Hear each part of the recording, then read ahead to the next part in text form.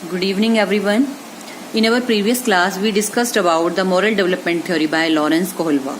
Introduction हमने किया था. मैंने आपको बताया था कि किस तरह उन्होंने किस रेफरेंस में अपनी ये थ्योरी दी थी. ठीक है, आपको याद होगा मैंने बताया था कि प्याजे के मॉरल जो व्यूज है उनसे प्रभावित थे कोलबर्ग, और उसी को उन्होंने आगे बढ़ाया और उसको डेवलप करके एक थ्योरी दी. और एक हैंज नामक व्यक्ति था जिसकी एक स्टोरी थी, जिसके पीछे जो कि थ्योरी को डेवलप करने का क्रेडिट बहुत कुछ उस स्टोरी को भी जाता है और प्याजे के मॉरल व्यूज को जाता है, जिनसे प्रभावित होकर कोहलबर्ग ने एक प्री प्लान एक अच्छे से एक थ्योरी दी, जिसको हम जानते हैं कोहलबर्ग का नैतिक विकास का सिद्धांत.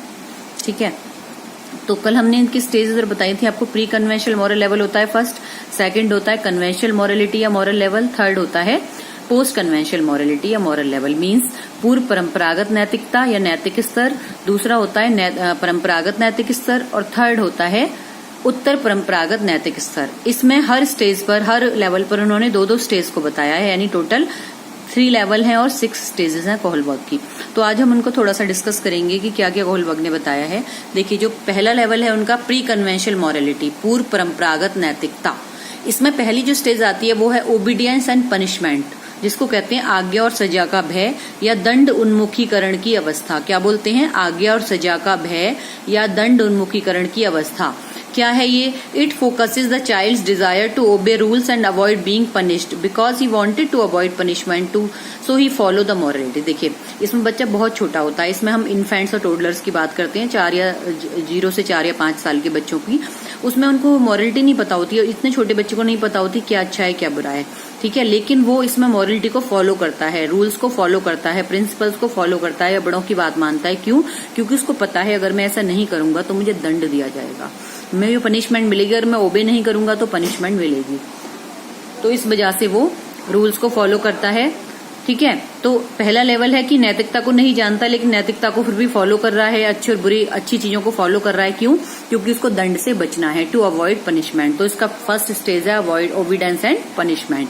ठीक है, फिर थोड़ा सा बच्चा इसमें आगे बढ़ता है, हम कह सकते हैं कि एक अर्ली चाइल्डहुड में आता है. तो उसमें दूसरी स्टेज में क्या होता है? इंडिविजुअलिज्म एंड एक्सचेंज, व्यक्तिवाद और विनिमय. ठीक है, व्यक्तिवाद या विनिमय.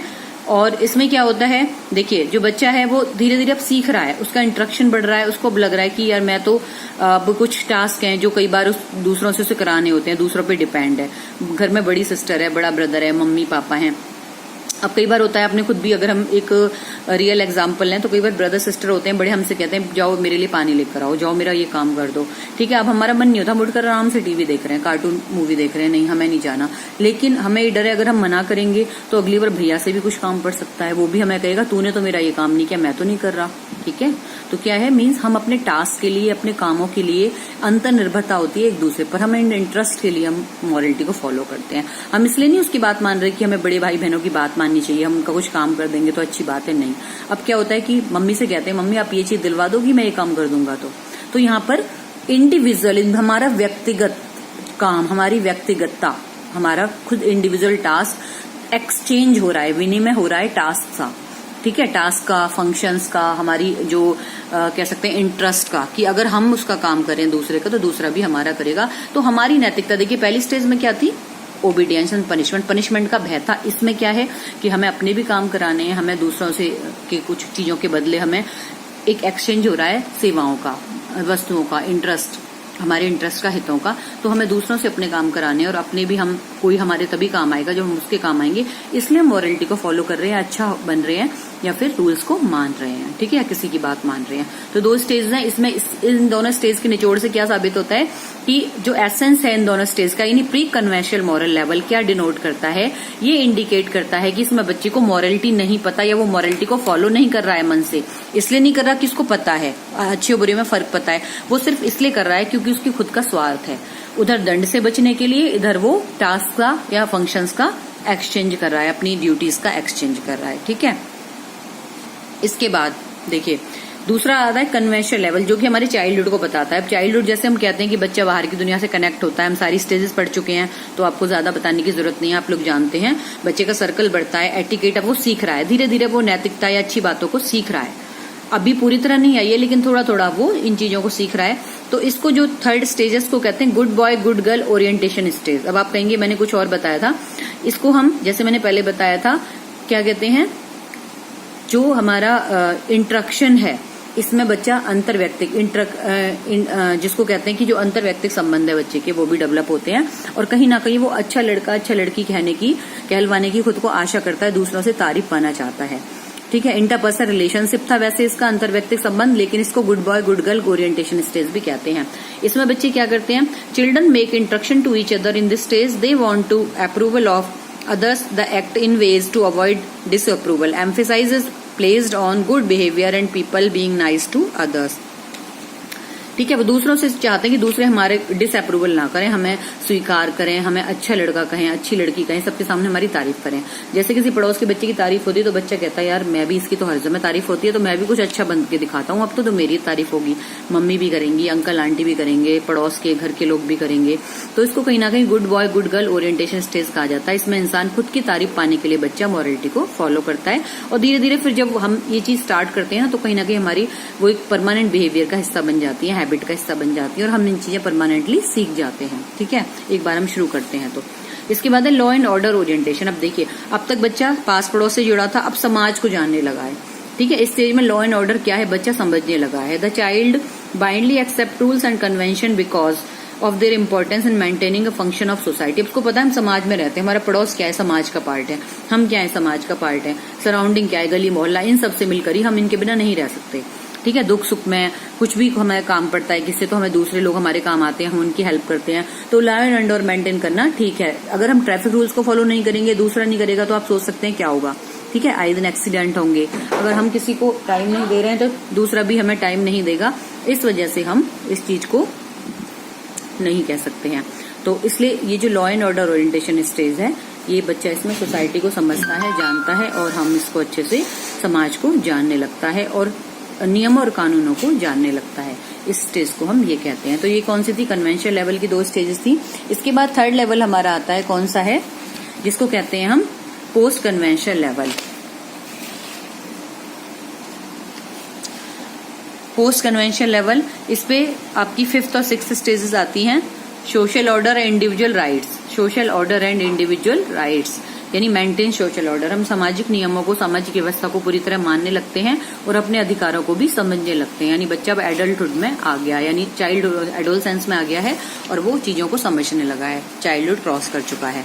The world is viewed as holding different opinions, rights and values. Law are regarded as social contracts rather than rigid edicts. ठीक है, अब वो हम कुछ नियम रिजिड है, हमें पता है सामाजिक व्यवस्था रिजिड है, लेकिन अगर हम उसको फॉलो नहीं करेंगे, अगर हम अपनी ड्यूटी नहीं समझेंगे तो अपने राइट की बात नहीं कर सकते। यानी बच्चा समझने लगता है कि जो हमारा राइट है वो दूसरे की ड्यूटी है और दूसरे की ड्यूटी हमारा राइट है। ठीक है, इस तरह से वो पूरी सामाजिक व्यवस्था को समझता है, मानता है, सब चीज को फॉलो करता है, रूल रेगुलेशन फॉलो करता है। ठीक है, अब उसको ये पता है कि अगर पड़ोस के अंकल आंटी को बीमार है, उनको किसी की जरूरत है, कोई पास नहीं, तो वो खुद ही आगे बढ़ के कहता है कि चलो मैं उनकी हेल्प करता हूँ। ठीक है, किसी बुजुर्ग को रोड क्रॉस कराना होता है तो वो खुद आगे बढ़कर हेल्प करता है। मीन्स उसको पता है कि हम भी कल को हमारे भी पेरेंट्स हैं, हमारे भी किसी फैमिली मेंबर को जरूरत पड़ सकती है तो दूसरा भी उसकी हेल्प के लिए आगे आएगा। ठीक है, तो वो सोशल ऑर्डर अपने राइट्स को पहचानता है, ड्यूटीज को भी। इसके बाद है universal ethics and principle orientation stage. Universal, देखिए अभी पहले व्यक्तिगत था उसका निर्णय, उसके बाद सोसाइटी से जुड़ा। ठीक है, सोसाइटी में आया, वो समाज में आया, परिवार में आया, और अब उसके बाद यूनिवर्सल लेवल पर, यानी जो पूरी दुनिया पर रूल रेगुलेशन लागू होते हैं वो उनको जानता है। सार्वभौमिक प्रिंसिपल और एथिक्स नियमों को जानने की स्टेज है। इन this stage moral reasoning is based on abstract reasoning using universal ethical principles. जो पूरी दुनिया जिन नियमों को मानती है उनको हम मानने लगे हैं। देखिए जैसे अभी रिसेंट हम क्या परेशानी झेल रहे हैं, पूरा वर्ल्ड, कोविड। ठीक है, कोविड-19 जो वायरस आया, इससे हम सब परेशान हैं, लेकिन हमने क्या किया, पूरे देश में हमारी पीएम ने आह्वान किया तो हमने सोशल डिस्टेंसिंग का पालन किया, घर में रहे। हमने दूसरों के लिए, हमें पता था कि अगर हम तोड़ेंगे तो सब में फैलेगा और हम भी कहीं ना कहीं इफेक्ट होंगे इस चीज से। तो हमने एक वसुधैव कुटुंबकम की भावना को लेकर चले कि नहीं, हमें पूरा देश हमारा परिवार है, हम पूरे देश के लिए। हमने थालियां बजाई, उनका, अपने डॉक्टर्स का, पुलिस कर्मियों का, उनका सबका हौसला अफजाई की, क्योंकि कहीं ना कहीं हम यूनिवर्सल एथिक थे। यूनिवर्सल प्रिंसिपल कहता है कि मैं पूरी कंट्री, पूरी सोसाइटी को लेकर चलना है, पूरे वर्ल्ड को लेकर चलना है, तो हम इन सब नियमों को क्यों मान रहे हैं? हमने क्यों सोशल डिस्टेंसिंग की, हमने क्यों क्वारंटाइन किया खुद को? क्योंकि ये जरूरी था सबके लिए। अगर एक बंदा इसको तोड़ता तो वो उसका आपको देख ही रहे हैं कि क्या परिणाम होता है। ठीक है, तो इस तरह से ये यूनिवर्सल एथिक्स और प्रिंसिपल ओरिएंटेशन की स्टेज होती है। इसमें हमें जो पूरी दुनिया के लिए नियम, सिद्धांत, कानून लागू होते हैं उनको भी व्यक्ति मानना सीख जाता है। तो इस तरह से इस अवस्था में आकर पोस्ट कन्वेंशन लेवल पर नैतिकता अच्छे से बच्चे में विकसित हो जाती है, व्यक्ति में विकसित हो जाती है। क्या अच्छा है, क्या बुरा है, क्या करना चाहिए, क्या नहीं करना चाहिए, वो सब कुछ जान जाता है। तो इस तरह से 3 चरणों में कोहलबर्ग ने बताया था कि नैतिकता का विकास बच्चे में होता है। पहले लेवल अगर हम बात करें तो बच्चा नादान होता है, अबोध होता है, उसको नहीं पता, सिर्फ वो कुछ चीजों के लिए करता है, किसी वजह से करता है। दूसरे में वो धीरे धीरे जानने लगता है और तीसरे लेवल में पूरी तरह से नैतिक विकास उसका हो जाता है। जैसे कि हम प्याजे की कॉग्निटिव स्टेज की बात करें तो उनकी जो थी फॉर्मल ऑपरेशनल स्टेज, उसमें हम कहते थे कि बौद्धिक विकास बहुत अच्छे से होता है। इसी तरह कोहलबर्ग की इस स्टेज में पोस्ट कन्वेंशन लेवल की universal ethics and principle orientation stage में पूरी तरह से बच्चा नैतिकता को फॉलो करने लगता है। ठीक है, ये इनकी थ्योरी थी। मैंने कुछ एग्जाम्पल के थ्रू आपको बहुत अच्छे से समझाने की कोशिश की है। ठीक है, लेकिन उसके बाद भी कुछ कंफ्यूजन है, कुछ है, तो आप एक बार इसको अच्छे से पढ़िए बुक से और मेरे नोट से। और उसके बाद भी अगर कोई प्रॉब्लम है तो आप कोई पर्टिकुलर स्टेज में आपको प्रॉब्लम है, कुछ समझ नहीं आता, तो आप उसमें पूछ सकते हैं। लेकिन इसको थोड़ा सा एक बार रिकैप्चुलेशन और पढ़ने की जरूरत होती है टीचर के पढ़ाने के बाद भी। ठीक है, तो नेक्स्ट क्लास में हम लोग रिकैप्चुलाइज करेंगे जो हमने किया है फर्स्ट यूनिट का, और फिर आगे अपना टॉपिक कराएंगे।